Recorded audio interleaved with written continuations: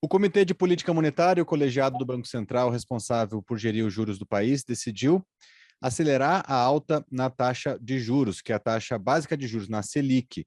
Depois de 5 elevações seguidas nas reuniões anteriores, a autoridade monetária elevou a alta para 1,5 ponto percentual, uma taxa de juros subindo para 7,75%. A decisão foi em linha com a expectativa do mercado.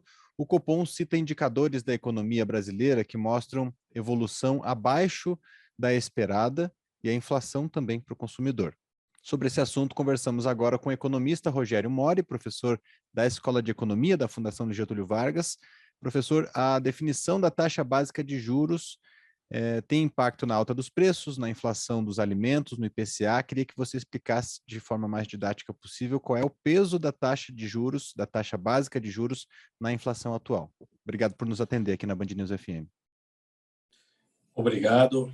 Na verdade, a gente tem enfrentado, né, na economia brasileira uma alta dos preços, né, um choque de oferta que vem de preços de alimentos, de câmbio, de energia, né, de vários fatores aí que vêm do lado da oferta já há algum tempo, desde o ano passado, né, e o Banco Central tem demorado um pouco a reagir a esses fatores com a política monetária, né. Essa alta dos juros, ela tem demorado um pouco a subir, né? O Banco Central tem atrasado nesse processo, né? Ele até demorou um pouco a subir os juros para enfrentar essa alta de inflação, né? Nós vimos agora o IPCA 15 aí registrando uma alta recentemente aí bem expressiva, né?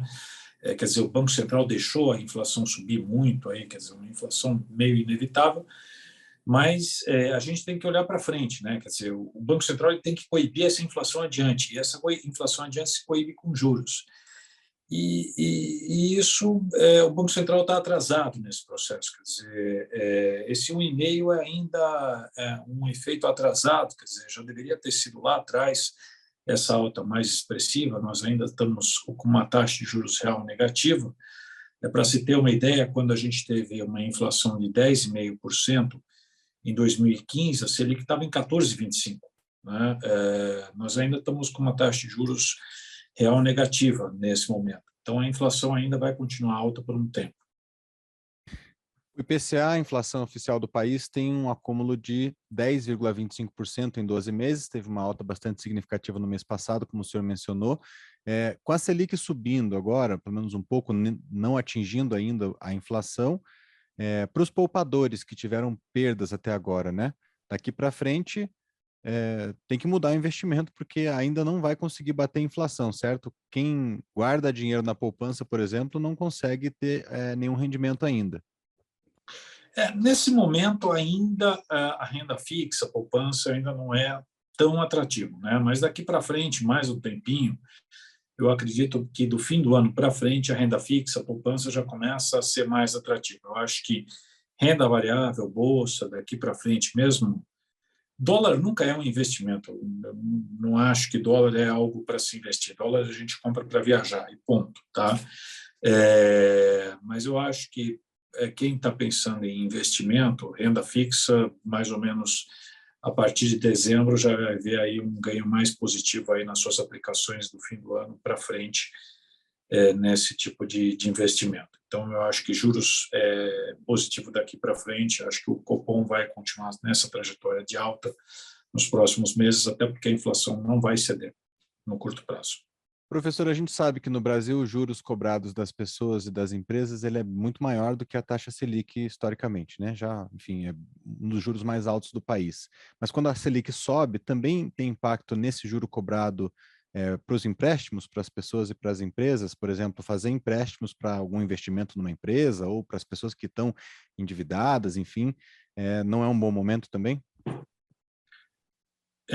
Não, quer dizer, quando a Selic sobe, a taxa de juros na ponta do empréstimo vai subir. Isso, de fato, não é um bom momento para tomar dívida, né? Quer dizer, é um momento para você não se endividar.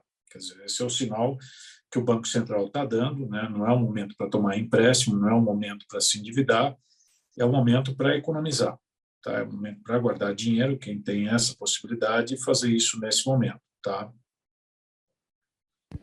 De forma simples, professor, a gente pode dizer que a Selic é aquilo que o governo paga para quem compra os títulos públicos.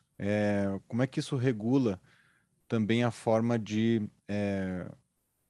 da dívida pública? É bom para a dívida pública a taxa Selic estar elevada? Na verdade, assim, a Selic ela remunera, grosso modo, ela remunera os títulos da dívida pública, né? Quando ela sobe, na verdade, ela aumenta o custo da dívida. Então, ela não é bom, né? Vamos imaginar que não é bom para o governo quando a Selic sobe, mas, na verdade, ela está subindo, né? Quando o Banco Central está subindo, ele não tem que olhar o custo da dívida, né? Não é bom uma alta dos juros nesse momento, até porque a situação fiscal brasileira não é a melhor do mundo, né? Nós estamos olhando aí é, vários pontos de aumento de gastos, né?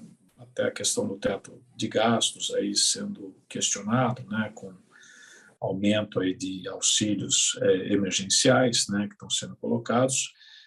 Mas o ponto do aumento dos juros é muito mais relacionado para conter a inflação, né? Que é esse o foco central do aumento dos juros e não do lado fiscal, né? Então, o aumento de juros ele é muito mais orientado para segurar a inflação do que relacionado à questão fiscal em si. Claro que ele não é bom para o governo, né? Se você imaginar do ponto de vista fiscal, ele não é bom para as contas públicas, um aumento de juros, mas o Banco Central está subindo os juros para segurar a inflação. Esse que é o propósito do aumento dos juros nesse momento. Mas o governo não recebe mais quando sobe os juros?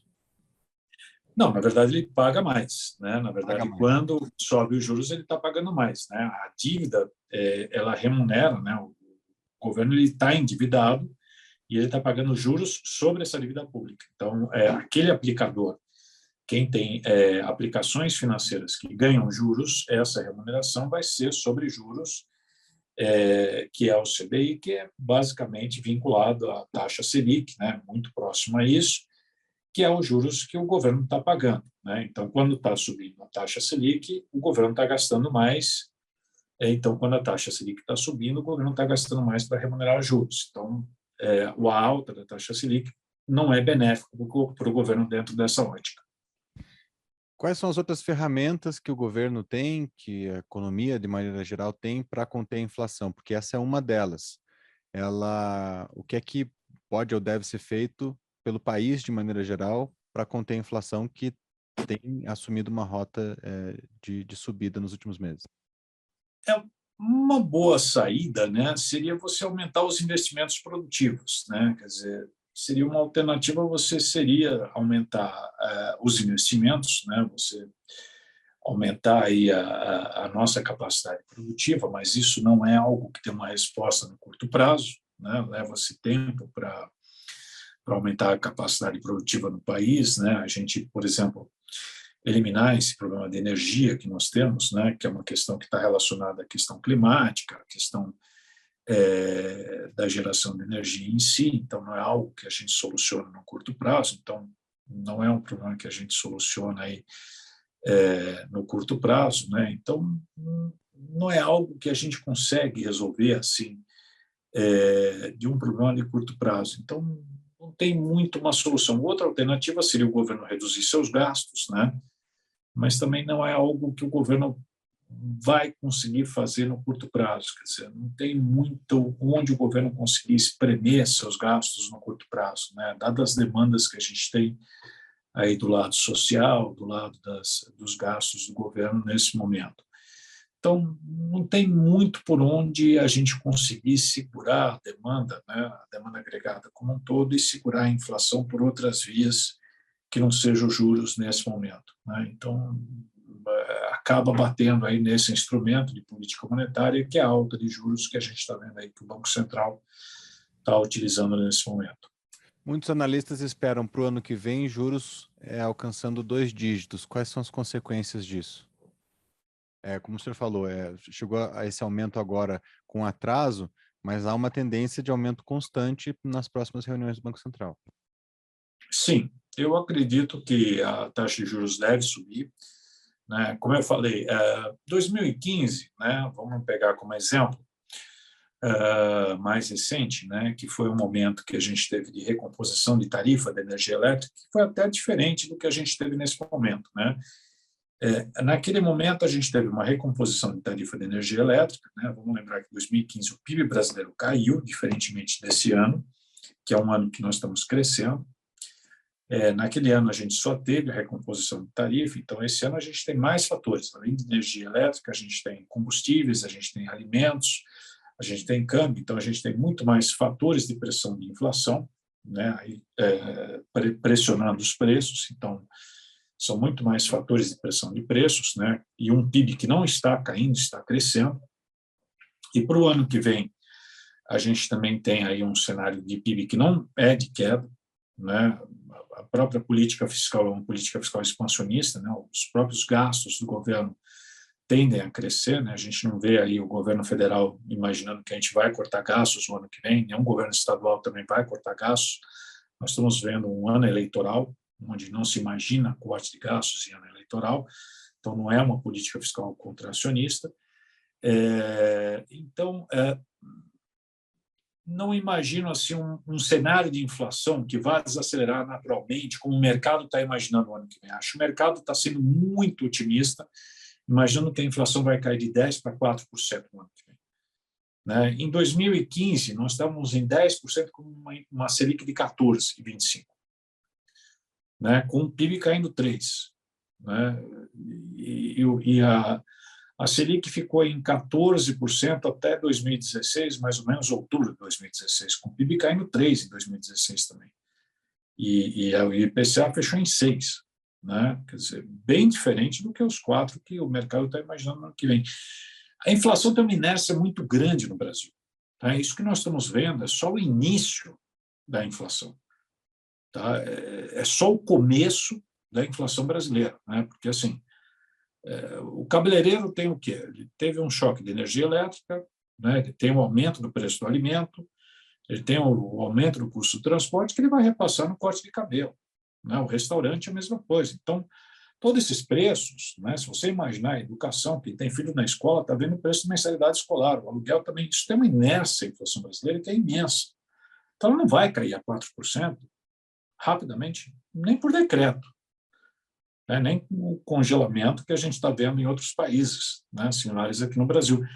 Então, assim, eu acho que o Banco Central está muito atrasado na política monetária, acho que assim, a gente vai continuar subindo os juros, acho que vai chegar a 2 dígitos, acho que a gente vai passar bem de 10% de inflação, de juros, desculpa, de Selic, e acho que o ano que vem ela não vai cair, o IPCA não vai cair a 4% tão rapidamente. Acho que nós vamos aí ainda ficar com uma inflação acima de 4%, acho que nós vamos ficar aí com 6%, 7% de IPCA no ano que vem, vai demorar um pouco ainda para cair para 4%, 3%, 4%, pelo menos mais uns 2 anos. Acho que vai demorar um pouquinho para a inflação convergir para a meta um pouco, acho que o mercado está muito otimista, mesmo imaginando com uma política fiscal que a gente está vendo hoje no Brasil. Professor, o senhor citou o aumento na produção como uma das soluções possíveis para conter a inflação no longo prazo. Trabalhar com as exportações. O Brasil tem exportado muito em função do aumento do preço do dólar lá fora. Claro que é mais vantajoso para o Brasil, há poucos limites de exportação, principalmente para alimentos, que é uma dos grandes fatores de influência na inflação nacional.